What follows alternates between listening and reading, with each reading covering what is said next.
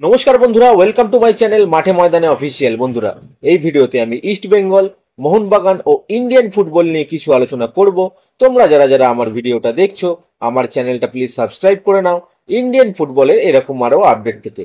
প্রথমেই বলি, মলিনা জন্মদিনে কালকে মোহনবাগান ফ্যানদের তাদের ফার্স্ট গিফটটা দিয়ে দিল। ইন্ডিয়ান এয়ারফোর্সকে 6-0 গোলে বিধ্বস্ত করেছে মোহনবাগান। ম্যাচে জোড়া গোল করেছে জেসন কামিন্স। প্রথমেই ম্যাচের 4 মিনিটের মাথায় জেসন কামিন্স এগিয়ে দেয় মোহনবাগানকে। তারপর গোল করেছে টম অলড্রেড, লিস্টন কোলাসো, অনিরুদ্ধ থাপা আর গ্রেগ স্টুয়ার্ট।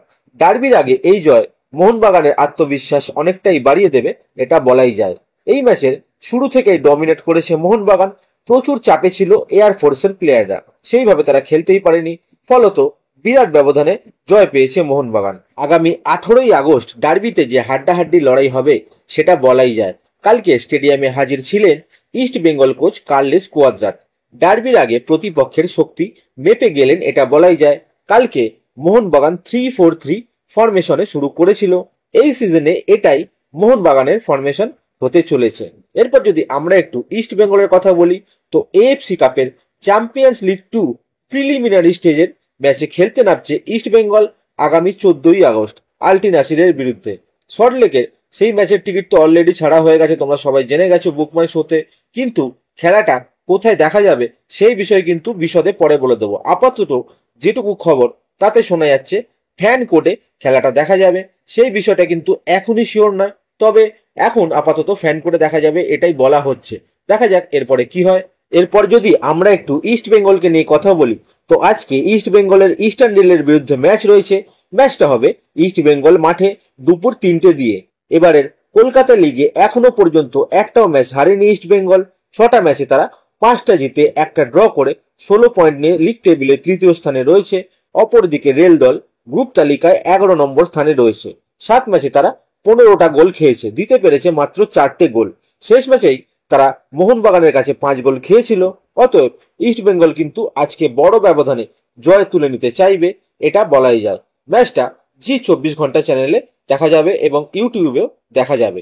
এরপরে যদি আমরা একটু অ্যালেক্স সাজিকে নিয়ে কথা বলি, তো অ্যালেক্স সাজির একটা স্টোরি দেখে সবার আবার অ্যালেক্স সাজিকে নিয়ে আগ্রহ তুঙ্গে উঠেছে। অ্যাকচুয়ালি স্টোরিটা ছিল ইস্ট বেঙ্গলের প্লেয়ারদের নিয়ে, যেখান থেকে সবার মধ্যে একটা প্রশ্ন, তাহলে কি সাজি খুব তাড়াতাড়ি ইস্ট বেঙ্গলে আসতে চলেছে? ব্যাপারটা হচ্ছে, গত ডুরান্ড ম্যাচে জেসিনটিকে গোল করার পর ওয়েনারের প্রতি সমবেদনা জানিয়ে একটা টি শার্ট শো করে। সেখানে আমানসিকেও ছিল আর ইস্ট বেঙ্গলের নতুন রিক্রুট আজাদও ছিল। সেই ফটোটা বেশ ভাইরালও হয়েছে। সেই ফটোটাই নিজের স্টোরিতে শেয়ার করেছে অ্যালেক্স সাজি। তো বন্ধুরা বলে রাখি, অ্যালেক্স সাজি নিজে ওয়েনার কেরালার বাসিন্দা, তাই ওই পোস্টটা সে নিজের স্টোরিতে শেয়ার করেছে। এটা করতেই পারে সে, যেখানে এর মাধ্যমে এটা বলা যায় না ইস্ট বেঙ্গলে আসা না আসা জড়িয়ে আছে। নিজের বার্থ অফ প্লেসের ওপর সবারই সমবেদনা জড়িয়ে থাকে, তবে এটা ঠিক যে ইস্ট বেঙ্গলে আসার চান্স তার প্রবল। অপেক্ষা শুধু 15ই আগস্ট অবধি। 15ই আগস্টের পরই ক্লিয়ার হয়ে যাবে ইস্ট বেঙ্গল তাকে বিনা ট্রান্সফার ফিতে পেতে পারবে কিনা, কারণ এফএসডিএল হায়দ্রাবাদকে 15ই আগস্টের ডেডলাইন দিয়ে দিয়েছে। তার মধ্যেই তাদের সমস্ত কিছু ঠিকঠাক করতে হবে, নইলে আইএসএল থেকে বাদ। হায়দ্রাবাদের যে শুধু প্লেয়ার শর্ট তাই না, প্লেয়ারদের পেমেন্ট ক্লিয়ার না করলে তারা লাইসেন্সও পাবে না আইএসএল এ খেলার। ইতিমধ্যেই তারা লাইসেন্সিং প্রক্রিয়ায় ফেল করেছে। প্লেয়ারদের পেমেন্ট ক্লিয়ার না করলে এফএসডিএল তাদের ছাড়ও দেবে না। তাই 15ই আগস্টের পরেই সাজির ব্যাপারটা ক্লিয়ার হবে ইস্ট বেঙ্গল জয়েন সে করবে কিনা, এবং সেটা উইদাউট ট্রান্সফার ফিতে। অন্যান্য টিমরাও কিন্তু সাজিকে টার্গেট করবে। কিন্তু বলে রাখি বন্ধুরা, ইস্ট বেঙ্গলের সাথে তার পার্সোনাল টার্মসে অলরেডি এগ্রি হয়ে আছে, তাই ইস্ট বেঙ্গলের চান্সই সব থেকে বেশি তাকে পাওয়ার ক্ষেত্রে।